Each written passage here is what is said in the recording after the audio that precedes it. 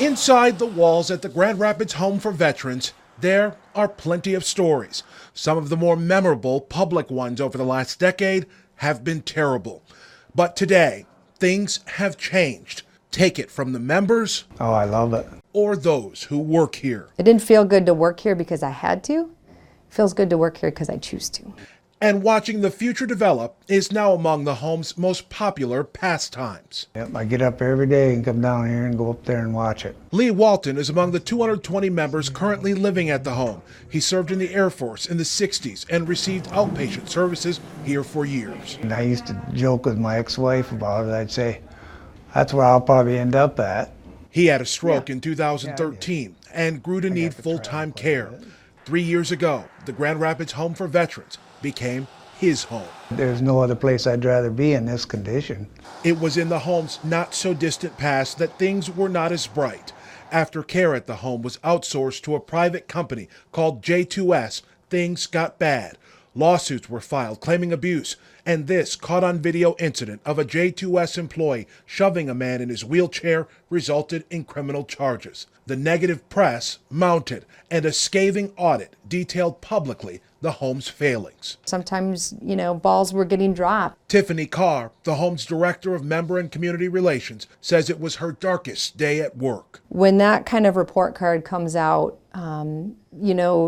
it's kind of hard to swallow. And there was times where I was a little shy of saying where I worked. Today, there is new leadership, new staffing companies in place, and things have turned around. I feel like our legislation finally heard, many of us who stayed the course through the hard times for these vets. And the changes already in place are just the beginning.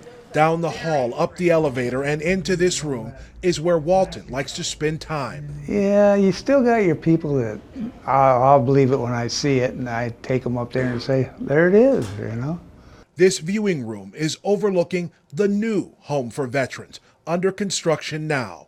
It will house 128 residents in private rooms with their own bathrooms. Walton can hardly wait. He's even picked out his own room. Leaders hope to have residents moving in by the spring of 2021. But it also begs a question. Will there be people who are here, want to be here, that in spring of 2021 will be told, we don't have a place for you? Absolutely not. Carr says that some vets are using newly available benefits to get care they need closer to home. Others opting to go home with family, not needing the nursing care provided at the Home for Veterans.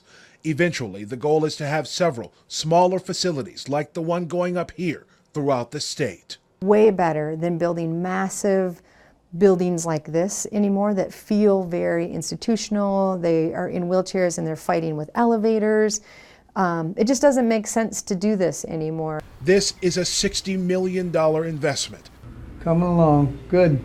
Into people like Lee, who've served our country and now need us to serve them. Once you get where I'm at, you can't go home anymore, so. A new day and a new story here. All of the leaders here are willing to go in and take a look at what's not working and involve the people who do the work. And the best testament, perhaps, is from Walton, the one-word response when asked about his time at the Grand Rapids Home for Veterans. Great. Leon Hendricks, News 8.